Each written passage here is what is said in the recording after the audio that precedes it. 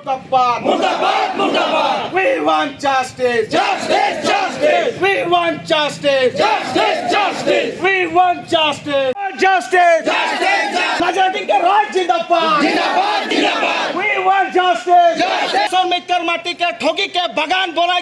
Hoshiyar, hoshiyar. Murdabad, Murdabad.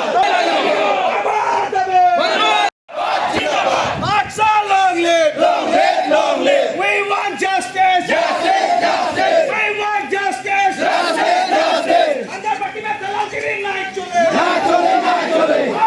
হয় আজি আমি অসম চাহ ছাত্ৰ সন্থা ডিগবৈ শাখা সমিতিৰ লগতে নাজাটিংবাসী চাহ শ্ৰমিকৰ লগত আমি এক ধৰ্ণা কাৰ্যসূচী 2 ঘণ্টীয়া ধৰ্ণা কাৰ্যসূচী আমি IOCLৰ যি পানী যোগান আঁচনি নাজাটিং গেটত আছে তাতে আমি 2 ঘণ্টা ধৰ্ণা কাৰ্যসূচী হাতত লৈছোঁ।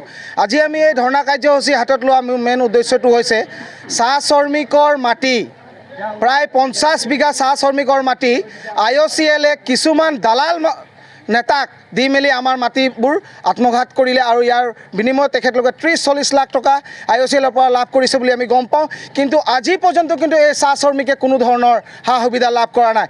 এই কাষত লাগি থকা নাজাটিং চাহ বাগিচাৰ কোনো এটা লাইনত তাত পানীৰ আঁচনি নাই, পানী মানে চফা পানী খাবলৈ নাপায়। সেই য'ৰ মাটি লৈছিলে প্ৰায় 50 বিঘা ভাকু বস্তিত আমাৰ চাহ শ্ৰমিকৰ কিন্তু পানী খাবলৈ তাত অসুবিধা, কোনো ধৰণৰ মেডিকেলৰ ফেচিলিটি নাই। বাৰংবাৰ আমি IOCL কৰ্তৃপক্ষক আমি জনাই আহিছোঁ যে আমাৰ চাহ শ্ৰমিকসকলৰ কাৰণে পঢ়া শুনা চাহ জনগোষ্ঠী ছাত্ৰ ছাত্ৰীসকলৰ কাৰণে কিবা এটা সুবিধা কৰি দিয়ক, কিন্তু তেখেতলোকে কিন্তু বাৰংবাৰ তেখেতলোকে আমাক কিন্তু মাহিমাৰে চকুৰে চায়।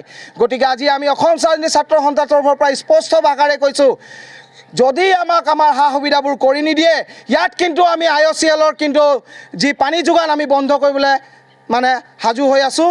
আৰু 10 দিনৰ ভিতৰত যদি আমাৰ যিসমূহ দাবীসমূহ আছে সেইসকল দাবী যদি তেখেতলোকে পূৰণ নকৰে আমি মাত্ৰ কেইজনমান মানুহ ওলাই আহিছোঁ আজি, কিন্তু ডিগবৈ যিটো মেইন গেট আছে IOCL তাত কিন্তু আমি 10,000 শ্ৰমিক লৈ যাম। কিন্তু IOCL কৰ্তৃপক্ষক আমি বাৰংবাৰ কৈ আহিছোঁ, আজিৰ যদি আমাৰ চাহ শ্ৰমিকসকলৰ যদি সা সুবিধা থাকিলে হয় আমি অসম ছাত্ৰ সন্থা আজি ইয়াত আহি মাত নামাতিলোঁ হয়।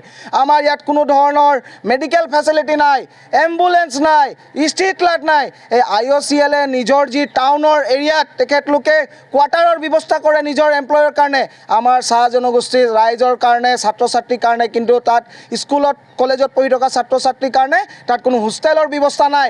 কিন্তু অন্যান্য জনগোষ্ঠীবিলাকক IOCLে তেখেতলোকক হোষ্টেল ৰুম ফেচিলিটি দি আছে, আমাৰ জনগোষ্ঠীক কিয় দিয়া নাই?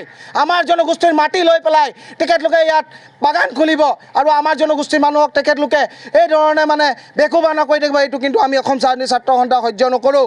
আমাৰ হোষ্টেল ফেচিলিটি কৰি দিব লাগিব ডিগবৈ চহৰৰ মজমজিয়াত, আমাৰ জনগোষ্ঠীৰ কাৰণে ইয়াত ডক্টৰৰ ব্যৱস্থা কৰি দিব লাগিব, মেডিকেলৰ ব্যৱস্থা কৰি দিব লাগিব, ইয়াত এখন প্ৰেক্ষাগৃহ লাগে, ইয়াত লাইব্ৰেৰী নাই। আমাৰ চাহ জনগোষ্ঠীৰ ৰাইজসকল কি অকল সদায় বাগানত কাম কৰি থাকিব নেকি? ইয়াতে বেলেগৰ মানুহ আহি পেলাই ইয়াত IOCLৰ যি পানী যোগান আছে ইয়াত বেলেগ জনগোষ্ঠীৰ মানুহ বেলেগ জেগা বেলেগ ঠাইৰ পৰা আহি কিনে ইয়াত কাম কৰি আছে। কোনো ধৰণৰ কিন্তু আমাৰ চাহ জনগোষ্ঠীৰ কাৰণে কিন্তু ইয়াত ৰিজাৰ্ভেশ্যন নাই।